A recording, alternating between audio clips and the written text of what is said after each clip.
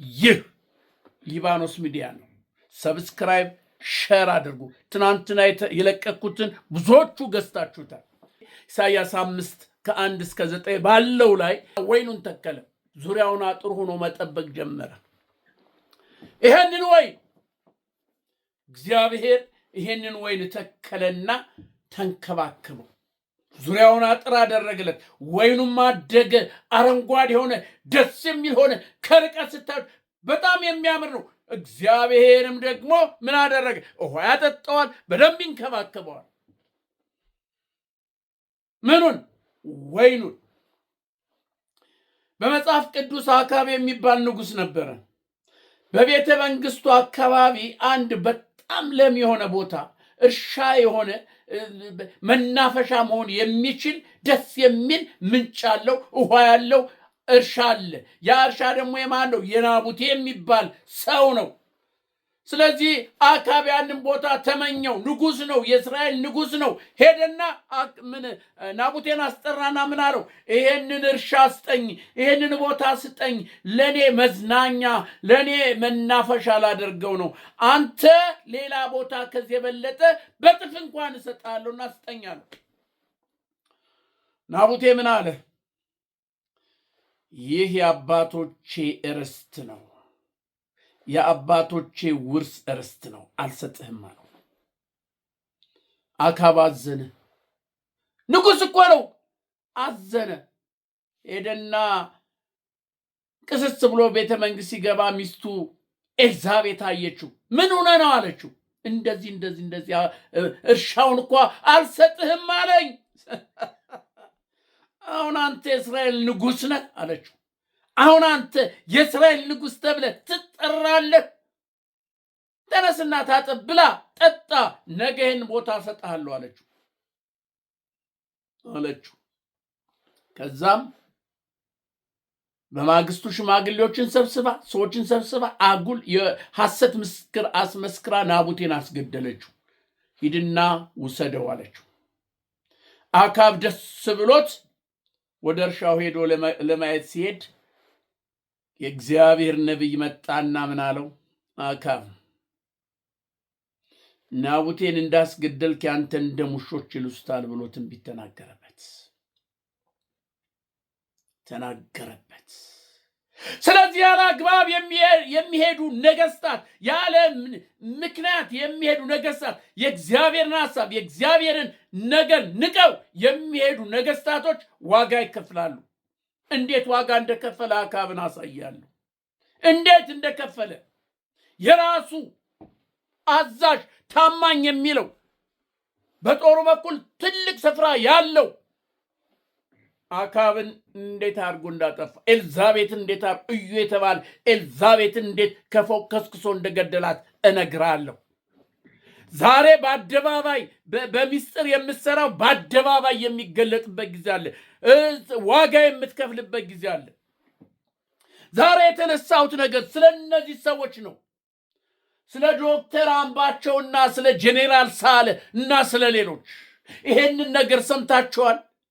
ለኔ ልቤ ነው እንደዚህ የተንቀጠቀጠው። የዚህን ያህል ዲፕ ሚስጥር ገብቼ ሰምቼም አላውቅ ነበር። እንዴት እንደሞቱ እንዴት እንደተገደሉ እንዲሁ በገደምዳሜ እንዲሁ በጨረፍታ እንጂ በሐሜት ደረጃ እንጂ ይሄን ያህል ጠለቅ ያለ ዕውቀት አልነበረኝም። ግን ይሄ ሰው ዛሬ እዛው አብሮ የነበረ ዶክተር ሚልኪያስ የነዚህን አገዳደል የነበረውን ሻጥር የነበረውን ውጣውረድ ሳይ የጄኔራል አሳምነው ከተያዘ በኋላ እንዴት እንደገደሉት ስሰማ አመመኝ። እናንተ አመመኝ። ታማችሁ ታውቃለች? የሆነ ነገር ስትሰሙ አያማችሁም? አመመኝ። ለወይኔ ያላደረኩለት ነገር ምንድን ነው?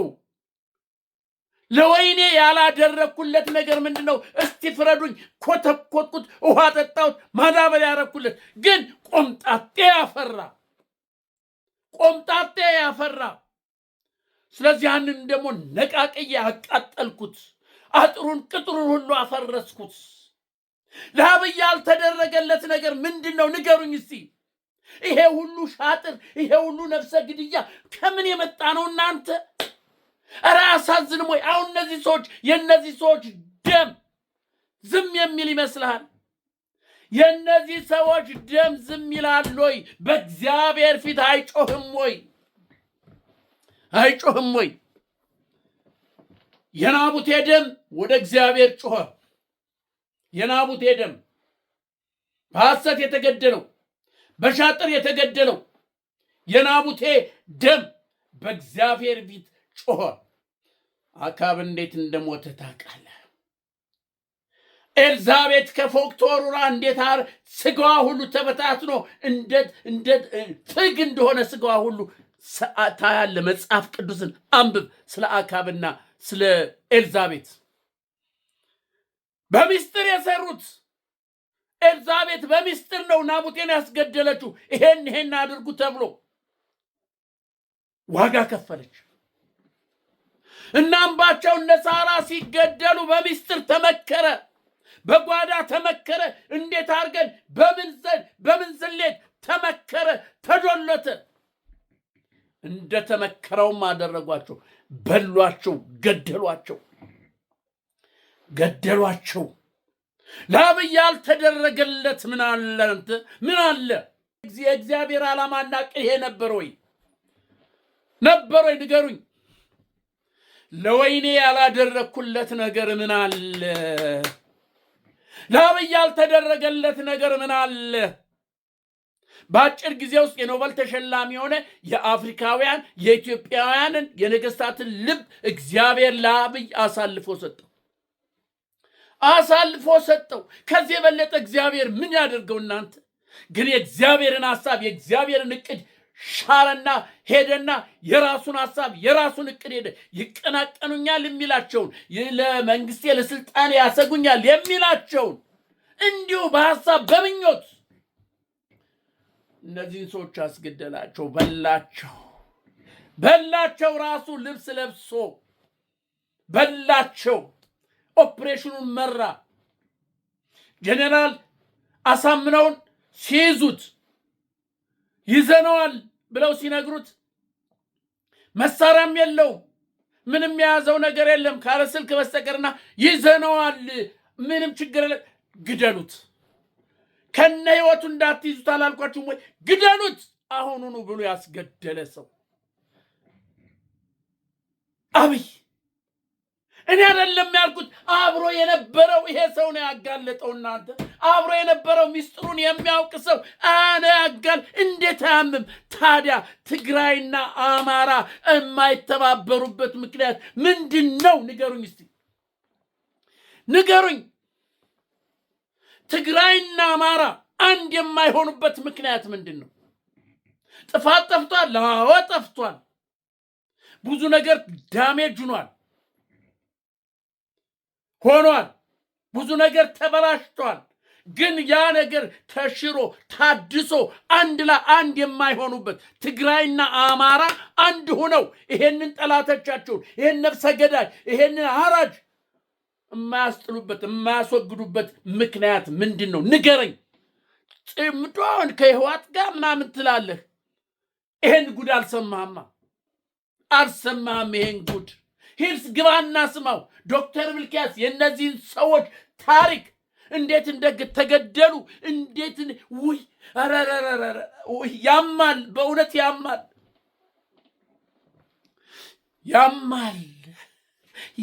እናንተ በጣም ነው የሚያመው። እኔ አመመኝ፣ በእውነት አመመኝ። ስሰማ አመመኝ። ይሄን ቪዲዮ ለመስራት እንዴት ብዬ ልስራው? እያመመኝ ለአብይ ያልተደረገለት ነገር አለ? እግዚአብሔር ያላደረገለት ነገር አለ? ሞገስ አልሰጠውም ወይ? ክብር አልሰጠውም ወይ? ታዲያ ነፍሰ መግደል ከምን የመጣ ነው? እናንተ ከምን የመጣ ነው? እነዚህን ሰዎች ማጥፋት፣ ለሀገር አለኝታ ለኢትዮጵያ አለኝታ የሆኑትን ቅን ሰዎቹን ማጥፋት ከምን የመጣ ነው?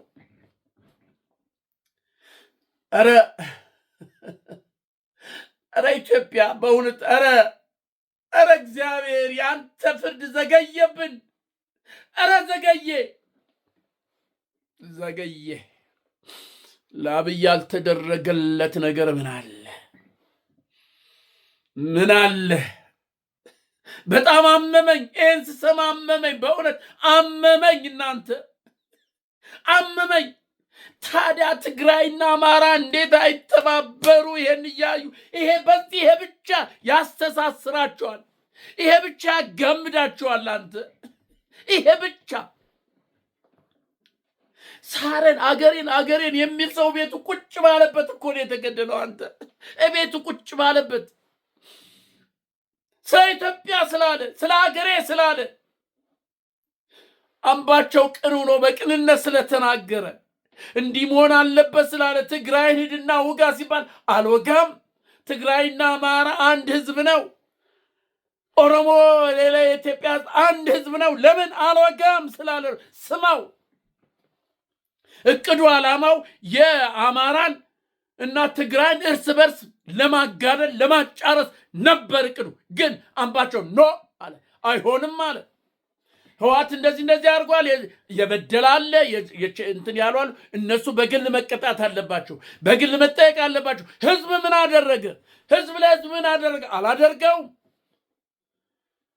ታምባቸው አድርግ፣ መሳሪያ አስታጥቅ፣ ልዩ ኃይሉን ሂድና ተዋጋ፣ ከትግራይ ጋር ተዋጋ፣ ከህዝብ ጋር አልዋጋም፣ አላደርገውም።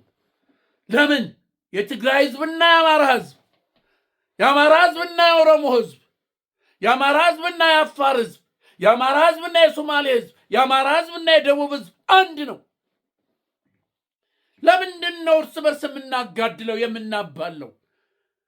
ጥፋት ያጠፋ ተጠያቂ የሆነ በግል ይጠየቅ እንጂ ይሄን አላደርገውም ስላለ ተበላ። ራሱ አብይ ኦፕሬሽኑን እየመራ በላ፣ ተበላ። እናና እኔ የአማራ ነኝ ብለህ የምትልመጠመጥ፣ ትግሬ ነኝ ብለህ የምትልመጠመጥ፣ አብይ እግር ስር ጫማ ስር የምትልፈሰፈስ አወይ ውርደት! አማራ ሆነ ባትወለድ ይሻል ነበር። ትግራይ ሆነ ባትወለድ ይሻል ነበር። አብይ ስር ጫማው ስር የወደቅ ሁሉ የእንግዲህ ልጅ እነ ደመቀ መኮንን ዋጋን ትከፍላለህ።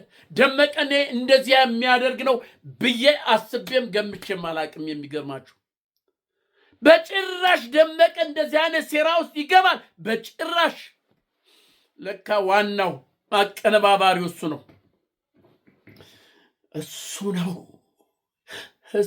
እናንተ ለወይኔ ያላደረኩለት ነገር ምን አለ? ለአካብ ያላደረኩለት ነገር ምን አለ? ምን አለ ንገሩኝ እስቲ። ለአብይ ያልተደረገለት ነገር ምን አለ? የነዚህ ሰዎች ደም ይዘዘው ምናል ስንት ምኑን ጠቅሰዋለሁ? ስንት ደም አለ እዚህ ላይ፣ ስንት ደም አለ። ያ ደም እኮ ነው ዛሬ ረፍት የነሳው። ያ ደም እኮ ነው ደም እንዲወልድ እያደረገ ዛሬ እንቅልፋቶ መሄጃ መውጫ መግቢያ አጥቶ የሚያደርገውን አጥቶ ይሄን ግደል፣ ይሄን ፍለጥ፣ ይሄን ቁረጥ የሚለው እኮ ያ ደም ነው። እናንተ ያ ደም እኮ ነው። የንስሐ ጊዜ እንኳን እኮ እየሰጠው ነበር እኮ እግዚአብሔር። ተው ንስሐ ግባ እያለው እኮ ነው፣ እየነገረው እኮ ነው። ይሄ እኮ የምናገረ ንስሐ እንድትገባ ነው። ወይኑ ተነቃቅሎ እንደተቃጠለው ሁሉ ከመቃጠል በፊት ንስሐ ግባ እኮ ነው። አንተ ዶክተር አብይ እኛ እኮ እንደሄን የምንለው ንስሐ ግባ እኮ ነው። ይሄ እኮ የምንናገረው ንስሐ ግባ ነው። ይሄ ሰው እኮ የሚናገረው ንስሐ ግባ ነው። ብታውቀው ብትረዳው ይሄን አድርገሃል እያለ ገና እያለ እያጋለጠ ነው። ንስሐ ግባ እያለ ነው። ተመለስ እያለ ነው። ጊዜ እግዚአብሔር እየሰጠህ ነው። ያለበለዚያ የአካብ የኤልዛቤት ዕጣ ፈንታ ይደርሳል። የናቡቴን ደም ውሾች እንደላሱት ሁሉ የአካብንም ደም ውሾች ላሱት። አንብብ መጽሐፍ ቅዱስ ሂድና። ቆምጣጣ ያፈራ ወይን ተቆራጦ ቅጥሩ ሁሉ ፈራርሶ ተቃጠለ፣ ሄደ። ተው ዶክተር አብይ ተመለስ። ተው የእነዚህ ሰዎች ደም እየጮነው፣ ተው ተመለስ። እግዚአብሔር ምሕረት ሊያደርግልህ አስቦ ነው። ተው ተመለስ። ተው ይብቃህ።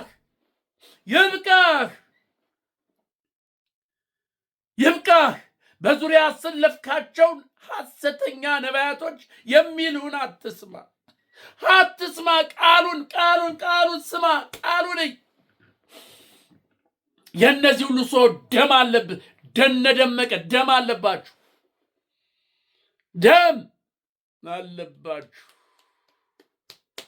ንጹህ ሰው ኢትዮጵያ የሚለውን ከነ ህይወቱ ግደለው። በምን ኃጢአቱ? ትግራይን አልወጋም አልመታም፣ የትግራይን ህዝብ አልመታም፣ የኦሮሞን ህዝብ አልዋጋም ስላለ እናንተ ንገሩ።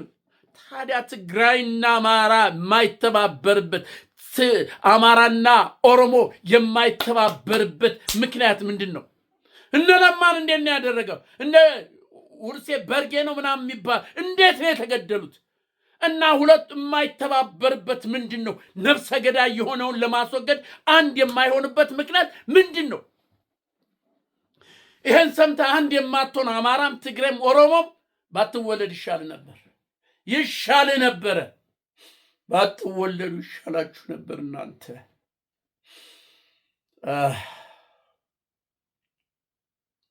ኧረ አምላኬ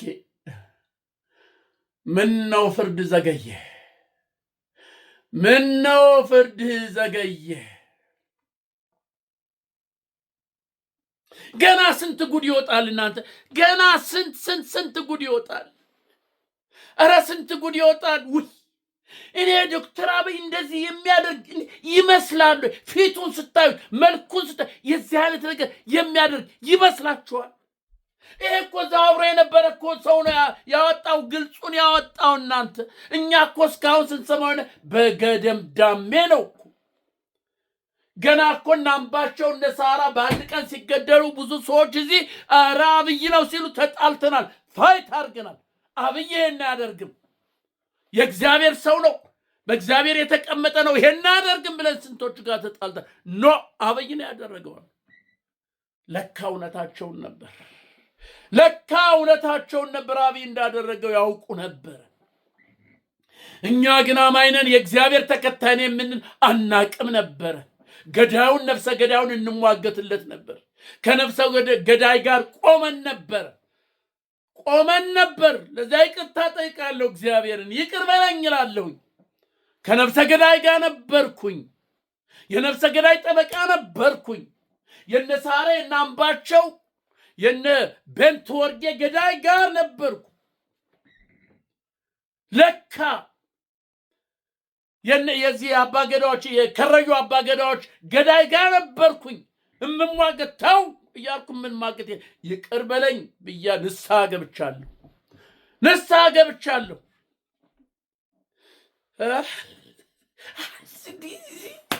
ኧረ ተው እናንተ ተው። ኧረ ተው እዛ በየእግር ስር ነፍሰ ገዳይ የሆንክ ተመለሱ።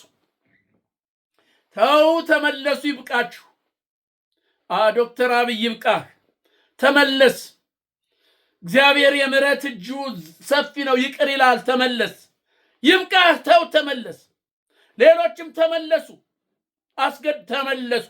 ዋጋ የምትከፍሉበት ቀን ደርሷል። እመነኝ። ወይኑ ተቃጥሎ ሰዓት ውስጥ ተቆርጦ ሰዓት ውስጥ እንደተቃጠለ ቅጥሩ ሁሉ እንደፈረሰ ሁሉ አካብ ውሾቹ ደሙን እንደላሱት ሁሉ ኤልዛቤት ከፎቅ ተወርውራ አጥንቷ ሁሉ ብትንትን ሆኖ ውሾች እንደበሉት ሁሉ ያ ፍርድ ይመጣል። ያ ቀን እየደረሰ ነው። እመነኝ ኢትዮጵያዊ፣ እየደረሰ ነው። ስለዚህ ይህን ሰው ግቡና ስሙት። እንደኔ ትታመማላችሁ። ጨው ስትልስ የነበርክ እውነተኛ በቅንነት ከአብይ ጋር እከተላለሁ ስትል የነበር ያለህን ሁኔታ ትረዳለህ። እየተደረገ ያለውን ሴራ ታያለህ፣ ትመለከታለህ፣ ትሰማለህ፣ ታያለህ። ግባና ስማ። አቅሙ ካለ ስማው። እየተደረገ የነበር ታዲያ ትግራይና አማራ የማይተባበርበት ምን ምክንያት አለ? ንገረኝ። ምን ምክንያት አለ?